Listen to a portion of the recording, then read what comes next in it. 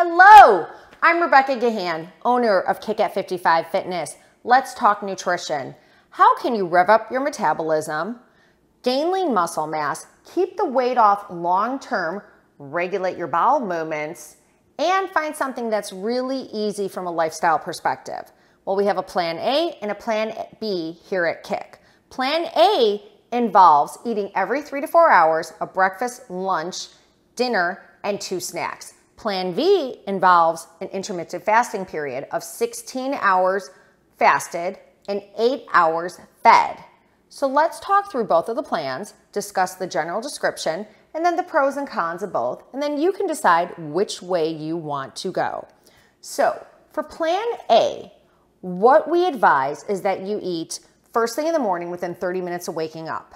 Okay, we got to get that metabolism going right away. It's like a horse starting a race, okay? You don't want to start that race at 2 o'clock in the afternoon. You want to start it right away. Then you're going to eat a mid-morning snack, a lunch, a mid-afternoon snack, and a dinner. Every meal, every snack has to have protein. That is key. You also have to have lower glycemic carbs. That means that their sugar value is lower on the glycemic index, which we'll talk about in later discussions. And then you also need to eat a lot of vegetables, less starchy foods, less fried foods, a lot less dairy. So think chicken for lunch with a side salad and maybe some cauliflower rice, some grilled salmon for dinner, spaghetti squash, and maybe a side of broccoli. If that sounds good to you, this is a great plan. So the pros of this plan are that you're eating all the time. You don't need to count calories. We're not restrictive in that way. It's more about portion sizes and the food that you're selecting. And if you like to eat olive oil, you want some real butter, and occasionally even want some real sugar, this is a great plan for you. If you are a new mother, this is great because you're eating round the clock, which is wonderful, especially if you're breastfeeding. This is also a great plan if you like to cook because there's lots of ways that you can make some really great food on this plan. The cons. If you don't like to cook, if you don't like to meal prep, this is not ideal for someone in that situation because if you're eating out all the time, you can't really control what's going into your food.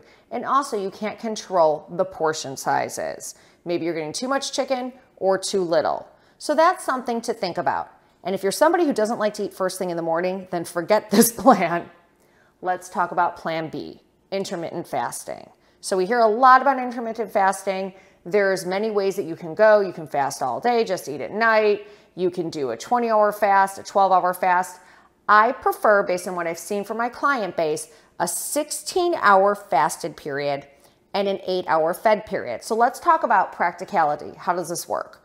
So most people, what I see is they start at 11 or 12, 11 a.m. or 12 p.m. in the afternoon. That's when the fed period starts. And then they go for 8 hours and then they stop eating. They're finished with their meal at 8 p.m. if they started at 12 or 7 if they started at 11 a.m. You're going to eat one really big meal at the beginning, a lighter snack in the middle, and then a bigger dinner. And the reality is because you have an 8-hour period, you can't have 3 huge meals. It's not feasible. So what's amazing about this plan is that, first of all, if you are somebody who doesn't like breakfast, don't worry about it. You're not eating breakfast. You're not going to start eating until later in the morning or the early afternoon. If you're somebody who wants to be a little less restrictive in the types of foods you eat, this is ideal because the restriction is coming from that fasted period.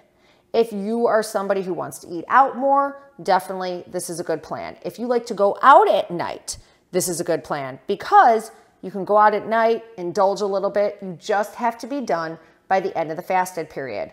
You can also be a little bit flexible on the weekends. So for example, maybe you start a little bit later on the weekends, like 1 or 2 o'clock with your fed period, and then you'll end it at maybe 10 o'clock, 9 o'clock, so that you can go out and enjoy with your friends. The cons. First of all, if you are a new mom or you're breastfeeding, we do not advise doing this plan because you need to be eating all the time in order to supply breast milk and also to be awake for your new child. If you're somebody who loves to get up in the morning and work out and have a big breakfast, well, this definitely isn't the plan for you. So if you're somebody who really gets hungry round the clock, not ideal. But again, if you are somebody who has that self-control, this works really well. And one pro that I forgot is that if you're having issues with bowel movements, intermittent fasting definitely will help with that. So again, we've got plan A, eating every 3 to 4 hours. You're eating round the clock, breakfast, lunch, dinner, 2 snacks. Intermittent fasting, 16-hour fasted period, 8-hour fed, and you have a little less restriction because the restriction is in that fasted period. We will discuss in later talks what the specifics are of each plan and how to execute appropriately. All right, see you soon. Thank you again for joining us today.